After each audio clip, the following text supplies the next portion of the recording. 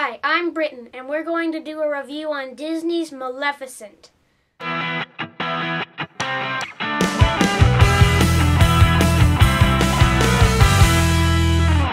movie Maleficent is based on Disney's original movie, Sleeping Beauty, but it is shown from the point of view of Maleficent. The main characters are Maleficent, Aurora, Stefan, Diaval, and the fairies. The story begins with Maleficent as a beautiful young fairy who lives in a tree in the beautiful land of the Moors. She then meets Stefan, a young boy who was trying to take a crystal from the land of the Moors. They become friends and hang out a lot. You also learn that the fairies are burned by iron, which becomes very important later in the movie. Maleficent becomes the guardian of the land of the Moors.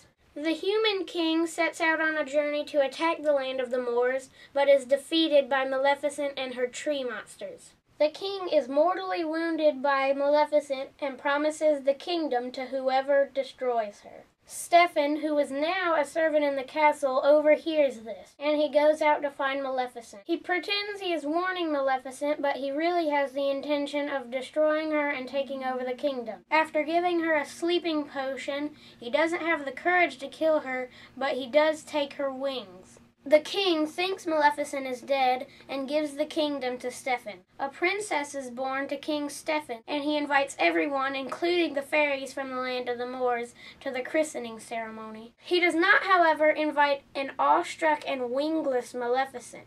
Just before the fairies finish blessing baby Aurora, Maleficent shows up and lays a curse on her that she will prick her finger on a spinning wheel's needle and fall into a death-like sleep. And no power on earth can revoke the curse. King Stefan takes drastic measures to keep Aurora away from spinning wheels. He burns them all, locks away their ruins, and sends her off into a cabin with the fairies. The fairies pretend to be Aurora's aunties and care for her for 16 years. Maleficent stays close the whole time and makes sure Aurora doesn't die.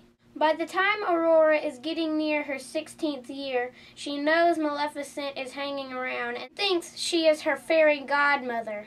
They become close friends and spend a lot of time together. Maleficent even tries to revoke the curse, but no power on earth can revoke it, so she fails. The day before her 16th birthday, Aurora is told about her origin and the curse and heads for home. A bad decision, might I add. Maleficent brings Philip, a prince from another land, to try and save Aurora, who by this time had pricked her finger and fallen into a death-like sleep. Philip kisses Aurora, but that doesn't work. Maleficent apologizes to Aurora while she is still in her sleep, admitting that she has come to love Aurora, resulting in a kiss on the forehead. That kiss is the kiss of true love that awakes Aurora from her sleep. And now comes the good part. While Aurora and Maleficent are leaving the castle, iron chains are dropped on Maleficent, trapping her. Remember, fairies are vulnerable to iron. Maleficent then turns Diaval into a dragon. FYI, Diaval is a raven who swore his allegiance to Maleficent and is constantly changed from raven, wolf, human, and horse. Diaval fights the knights that are attacking Maleficent and frees her from the iron chains. Maleficent is entrapped when she is surrounded by soldiers with iron shields. A duel then breaks out between King Stefan and Maleficent. Meanwhile, Aurora has run off to another part of the castle and stumbles upon Maleficent's wings, which her father had stolen. While the fight's going on, the wings are trying to escape and go back to their original owner, that being Maleficent. Aurora pushes the box over, freeing the wings. The wings reconnect magically to Maleficent, and she escapes. An iron chain is, however, tied around her foot, and she carries the King Stefan along with her. They land on a parapet high atop the castle.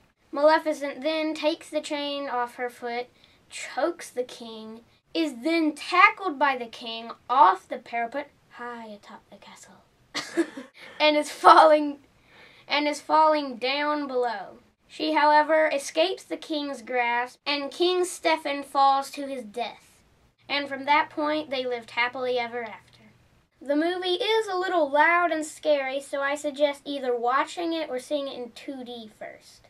The movie met up with my expectations and I liked it. I think most people would like the movie unless you are 6 and under, because it would probably be too scary for kids that young. Disney really knows how to make a great movie and didn't disappoint this time. That's all for today. Be sure to like, comment, subscribe, and watch our other videos. Links to our other videos are in the description down below. Goodbye!